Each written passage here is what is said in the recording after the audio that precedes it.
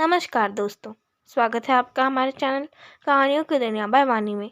तो हमारी आज की कहानी है गृह प्रवेश, एक पारिवारिक कहानी। तो चलिए शुरू करते हैं। बाजार से घर लौटकर शांति ने सोच लिया था कि अब वह शांत नहीं बैठेगी, डटकर मुकाबला करेगी सोमेश की हर बात का। उसके घर में घुसने पर सोमेश भी जान गए कि आज शांति का मूड उखड़ा हुआ है। फिर भी उसकी परवाह न करते हुए वे बोले, आज एक बहुत बड़ा काम तो निपट गया कि बिगड़ गया। औरत के दिमाग से चलोगे तो हर सीधी चीज़ उल्टी ही दिखाई देगी, सोमेश बोले। और मर्द की बातों पर यकीन करोगे तो अच्छे बुरे के बीच फ़र्क करना भूल जाओगे। क्या कमी नज़र आ गई तुम्हें मेरे काम में, सोमेश भड़के।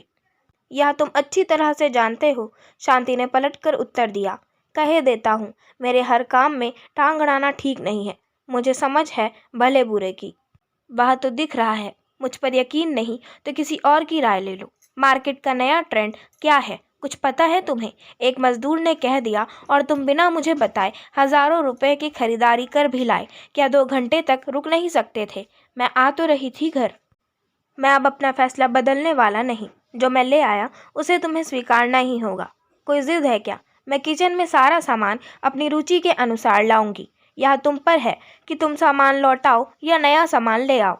यह नहीं हो सकता, सोमेश ने फैसला सुना दिया।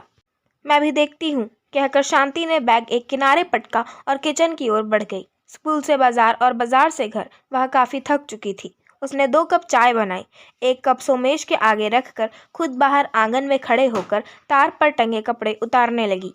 वर्षों से शांति और सोमेश का एक सपना था कि उनका अपना एक सुंदर सा घर हो। किराए के मकान में रहते हुए एक घुटन सी होने लगी थी उन्हें।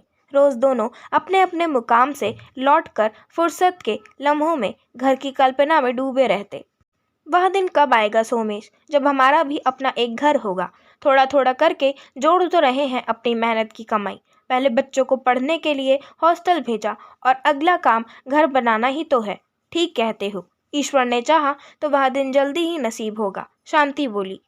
मैंने बैंक से लोन की बात कर ली है। अब घर बनाना कोई बहुत मुश्किल काम नहीं है। इस छोटे से फ्लैट में मेरा तो दम घुटता है। पूरी जवानी इन कमरों में कट गई। कुछ दिन और गुजार लो यहाँ, फिर तुम्हारा कमरा अलग होगा और मेरा अलग। खुलकर जिएंगे तब। मुझे तो अकेले कमरे में डर लगता है, आदत ही नहीं है अलग सोने की। धीरे धीरे यह आदत भी पड़ जाएगी। मुझसे तंग आकर तुम्हारी कभी इच्छा नहीं हुई अलग होने की। तंग आए तुम्हारे दुश्मन। मेरा तुम्हारा एक ही बेडरूम होगा, जिसे हम अपनी रुचि से सजाएंगे।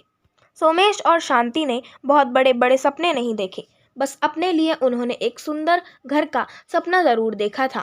सपने कितने सुंदर होते हैं, हकीकत से परे। इन्हें जैसा चाहो तोड़ा मरोड़ा जा सकता है। एक ही सपने में दोनों की कल्पनाएं अलग अलग थीं। इनमें ज़रूरत की सारी चीज़ें थीं। जहाँ शांति ने उन्हें एक खास फ्रेम में जड़ रखा था, वहाँ सोमेश के लिए उनकी उपस्थिति ही बहुत थी। शांति और सोमेश की घर की कल्पना मकान में तब्दील होती जा रही थी। दोनों के कल्पना के घर में इनके मन की ईंटें चुनी हुई थीं। एक समय था जब वे घर की कल्पना में डूबे घंटों गुजार देते थे। आज मकान पूरा होने की स्थिति में था। उसमें ज़रूरत की हर चीज़ थी, पर प्यार का अभाव स्पष्ट दिख रहा था। विवाद और बहस के कारण हर कमरे की सज्जा अलग थी। जहाँ शांति का प्रभुत्व किचन पर था, वहीं ड्राइंग रूम को सोमेश ने सजाया था। घर में 2 बेडरूम थे, जिन्हें दोनों ने अलग अलग तरीके से सजाया था। कल्पना के बड़े बड़े दावे हकीकत के सामने बौने हो गए थे। गृह प्रवेश तक शांति और सोमेश के बीच बस औपचारिक बातें ही शेष रह गई थीं। नए घर को देखकर कोई किचन की तारीफ करता तो कोई ड्राइंग रूम की, पर दोनों की इसमें ज्यादा रुचि न थी। वे तो बस अपनी कल्पना को सर्वश्रेष्ठ देखना चाहते थे। गृह प्रवेश में घर पर एक हफ्ते तक काफी चहल पहल रही। उसके बाद सभी रिश्तेदार अपने अपने घर लौट गए। ले देकर शांति और सोमेश ही घर पर रह गए।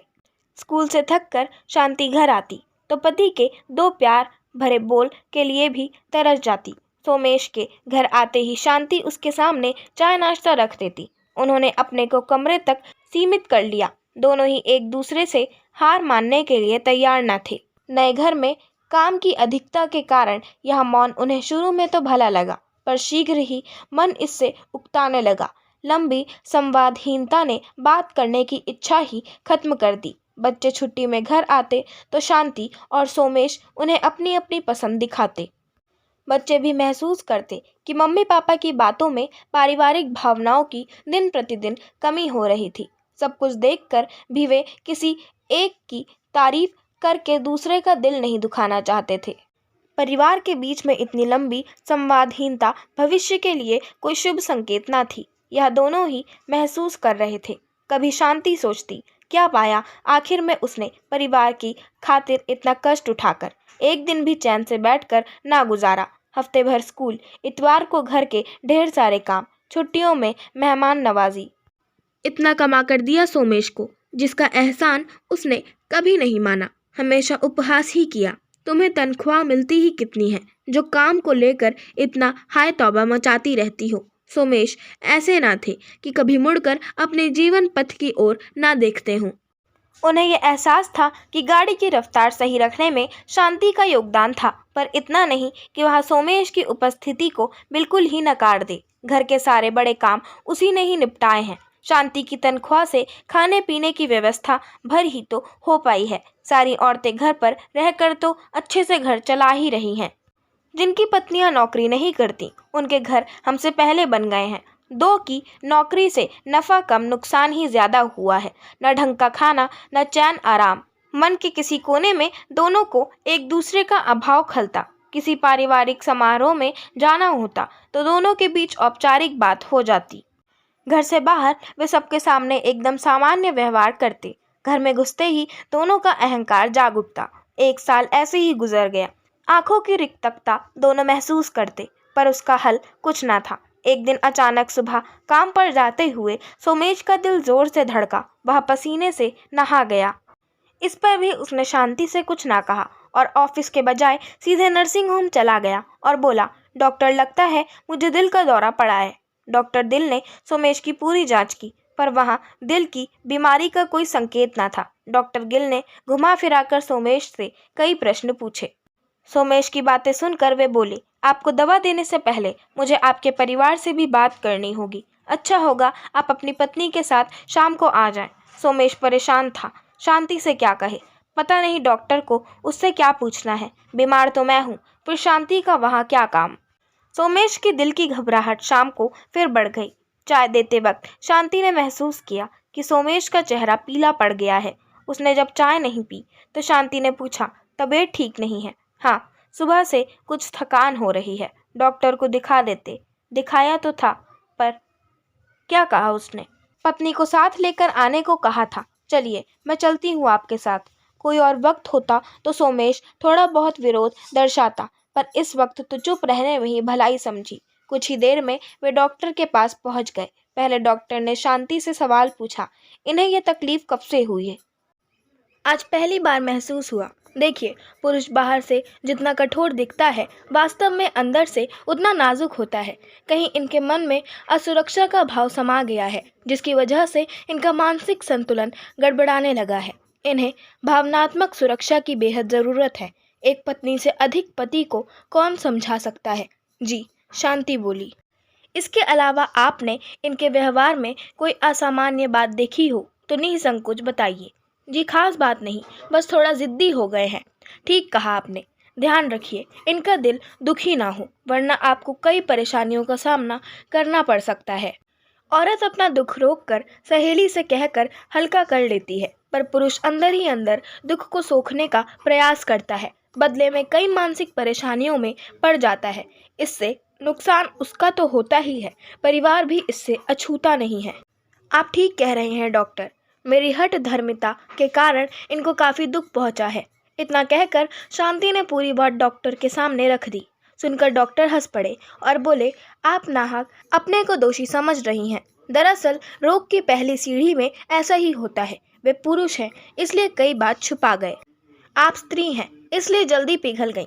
सच्चाई जानने के लिए ही मैंने आपको बुलाया था। काफ़ी देर तक शांति और सोमेश से बात कर फिर डॉक्टर ने कुछ दवाई लिख दी। जाते वक्त शांति बहुत सहज हो गई थी। घर पहुंचकर उसने पति को दवा दी और देर तक उसके कमरे में बैठी रही। सोमेश को नींद आने लगी तो वह उठकर अपने कमरे में आ गई। अगले दिन सोमेश ऑफिस से घर लौटा तो चौंक पड़ा। घर की हर चीज उसी की पसंद की लगी थी। उसने पूछा, शांति, आज तुम कॉलेज नहीं गई? नहीं, घर पर काम था, कहकर वह चाय बनाने लग गई। किचन में सोमेश की लाई चिमनी, जो कल तक पैकेट में थी, आज किचन में लगी थी। यह सब देख सोमेश की आंखें भर आईं। मुझे माफ़ कर दो शांति, मैंने तुम्हारा दिल दुखाया। मेरी छोटी सी तकलीफ तुमसे सहन न हुई और तुमने आगे कुछ कहो ना। गलती हम दोनों की ही थी। घर दिलों से बनते हैं और मकान ईंट पत्थर लकड़ी से। दिल के ऊपर दिमाग हावी हो जाने से हम ये अंतर महसूस न कर सके। शांति बोली, सच में तुम बहुत अच्छी हो। मैं ही गलत था जो तुम्हारी भावनाओं की कदर ना कर सका। ऐसा नहीं सोचते, दरअसल तुम्हारी उपस्थिति से ही इस घर की शोभा है। भगवान ना करे तुम्हें कुछ हो जाता तो। ऐसा नहीं सोचते, मुझे तुम्हारे रहते कुछ नहीं होगा, सोमेश बोला। उस रात शांति ने सोमेश की पसंद का खाना बनाया। दोनों खुश थे। ऐसा लग रहा था कि सही मायने में आज ही इस घर में उनका गृह प्रवेश हुआ है। आशा करती हूँ आपको हमारी आज की कहानी गृह प्रवेश पसंद आई होगी। अगर आपको हमारी आज की कहानी पसंद आई हो तो हमारे चैनल को सब्सक्राइब करें, वीडियो को लाइक करें और बेल आइकन दबाना ना भूलें। और हमें कमेंट कर ज़रूर बताएं कि आपको कैसी कहानियाँ पसंद हैं। हम वैसी ही कहानियाँ आपके लिए लाते रहेंगे। धन्यवाद।